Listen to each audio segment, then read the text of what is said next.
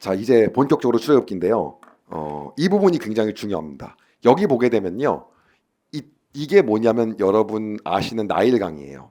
근데 나일강인데 우리가 나일강을 가지고 어떻게 역사학자들이 구분을 하냐면 이 상하를 나누는데요. 조금 모호한 거 이쪽을 하라고 하고요. 이쪽을 상이라고 해요. 그래서 이쪽을 상 이집트, 이쪽을 하 이집트라고 나눕니다. 그런데 역사적으로 어떠한 일이 있었냐면 이런 일이 있었어요. 뭐냐면 당시에 원래 이집트 지역은 함족이 다스렸어요.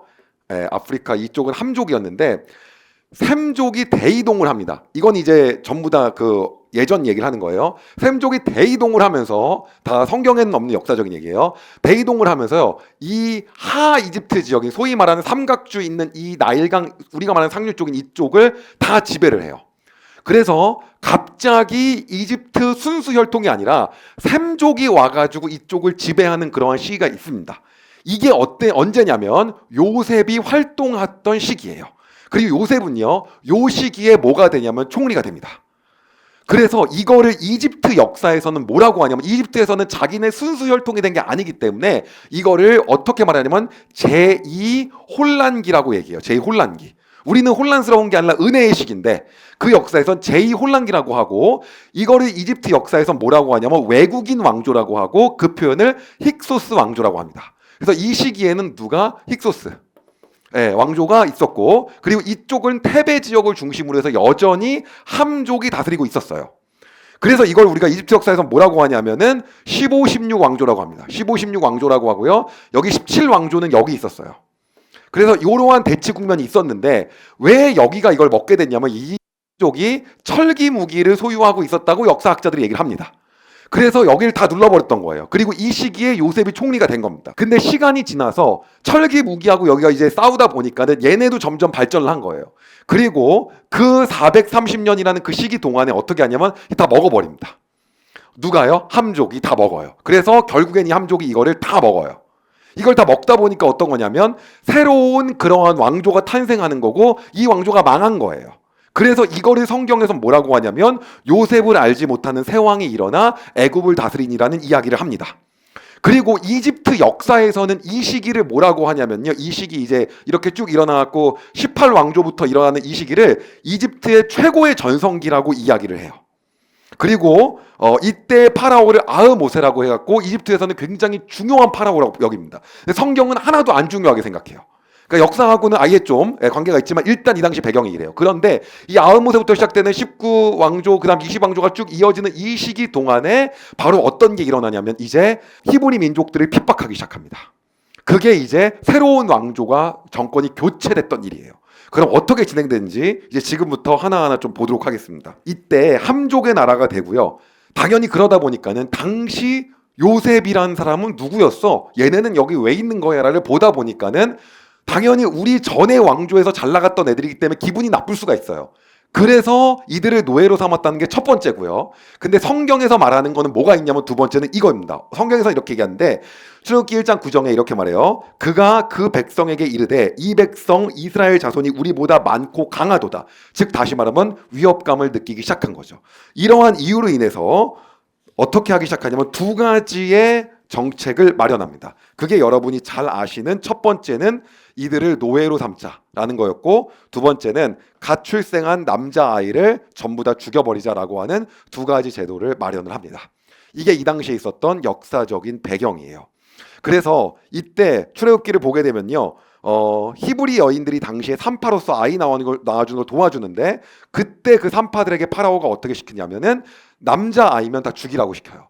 그러면 그때 도대체 이 소위 말하는 그 파라오는 어떠한 파라오였고 어땠냐? 사실은 이거는 이집트 역사를 보잖아요. 그러면 파라오의 이름이 다 나와요. 나오는데 성경은 중요하게 생각하지 않아요. 그 성경이 중요하게 생각하지 않으니까 사실 안 봐도 그만인 건데 이따가 우리는 한번 살펴보고 어떤 이집트 역사와 배경인지 한번 보도록 하겠습니다. 근데 어쨌든 간에 이러한 상황이에요. 근데 이때 갑자기 말도 안 되게 하나님이 어디에 주목을 하냐면요. 레위에게 주목을 합니다. 근데 레위는 너무 옛날 사람 아니야? 맞아요. 여기 보게 되면 갑자기 레위 얘기가 나와요. 이때. 레위가 갑자기 왜 나오지? 레위는 벌써 한 400년 전 사람인 것 같고 너무 먼데?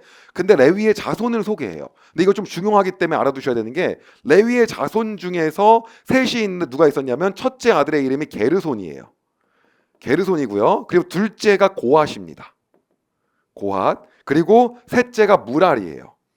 자, 그러면서 갑자기 레위를 주목해요. 그리고 여기서 누가 나오냐면 고핫의 아들이 아므람이라고 있어요. 아므람. 그래서 레윗의 그러니까 다시 말하면 아들, 그러니까 손자죠. 있는데 이 아므람의 갑자기 이 족보를 성경이 주목을 하기 시작합니다. 그리고 이 아므람의 아내가 누구냐면 요게벳이에요. 네. 그리고 이 요게벳을 통해서 자녀가 나오죠. 네. 그리고 이 자녀가 여러분들이 알고 있는 모세예요. 갑자기 성경이 이곳을 주목해요. 그러니까는 어찌 보면 따지고 보면요, 모세의 아버지가 아므람이고 고핫은 할아버지고 레위는 증조 할아버지 격이 되는 거죠. 이게 바로 이제 4대입니다. 이렇게 해서 이제 모세까지 나와서 모세를 이때 주목을 하는 거예요. 그리고 나서 성경은 어떻게 묘사를 하고 있냐면 이 요게벳이 자녀를 낳고 이 자녀인 모세가 점점점 자라다 보니까 3달이 지나서 더 이상 숨길 수가 없는 거예요. 그래서 숨길 수가 없어서 이를 숨길 수 없어서 여러분들이 잘 아는 것처럼 갈대 상자 안에 모세인 아들을 넣습니다. 그리고 역청과 나무 진을 칠한 다음에 나일강 갈대 사이에 둬요.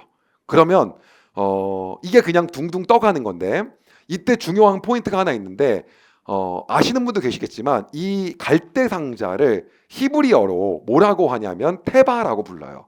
근데 그게 테바라고 하는 단어가 뭐랑 똑같냐면 노아의 방주의 방주도 테바예요. 근데 이 테바의 특징은 어떤 게 있냐면 운전대가 없고 조종할 수가 없다는 거예요. 다시 말하면 하나님이 인도한 대로밖에 갈 수가 없는 거죠. 그래서 이 상자가 둥둥 떠서 어디론가 갑니다.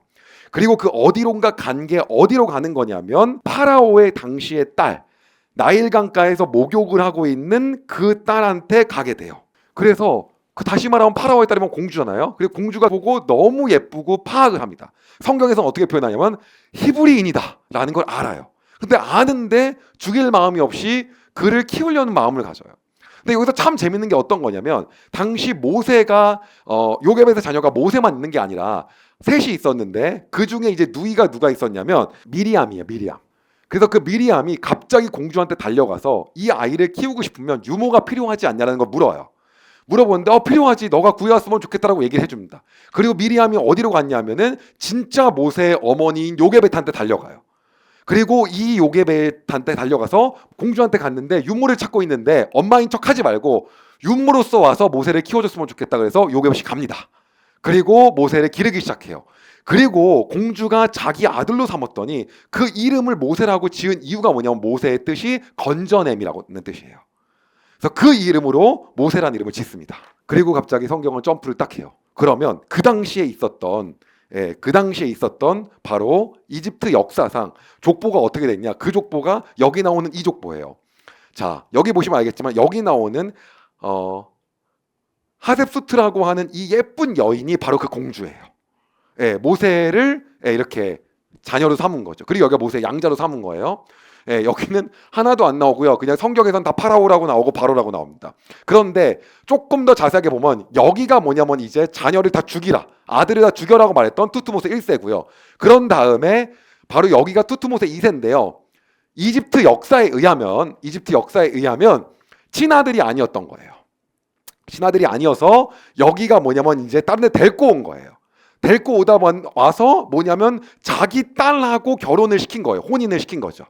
그러다 보니까 여기가 양자고, 그럼 이 투트모세 3세는 어떤 거냐? 여기는 이것도 이집트 역사에 의하면 다른 첩을 통해서 난 아들이라는 거예요. 그래서 어떤 설이 있냐면 하세수트인 공주가 모세를 훨씬 좋아했을 것이다.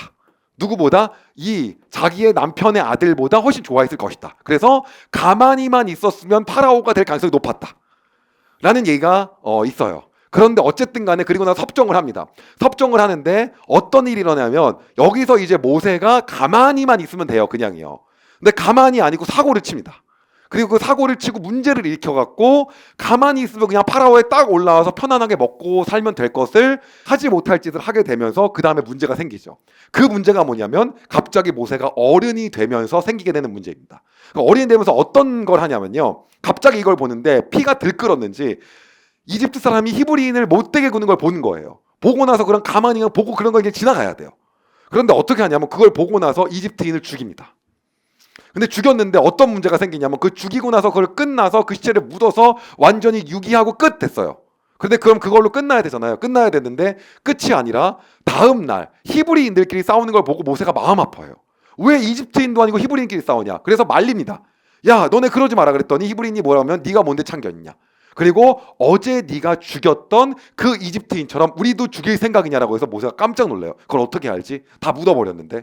근데 거기서 문제가 생기는데 어떤 문제가 생기냐면요.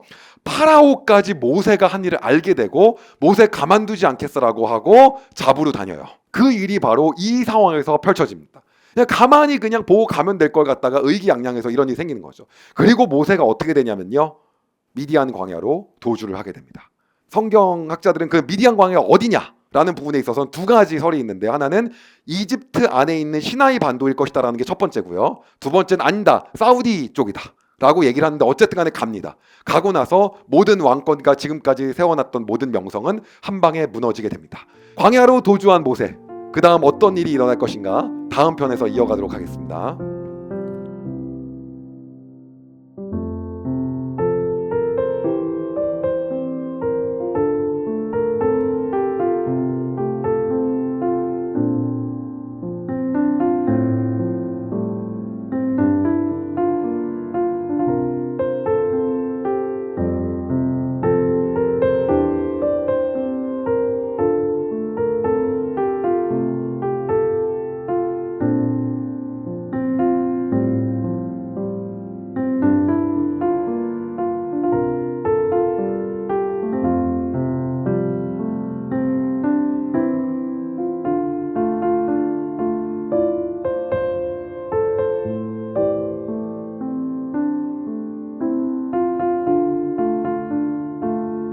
여러분, 영상 도움이 되셨다면 구독과 좋아요, 알림 설정까지 꼭 부탁드립니다.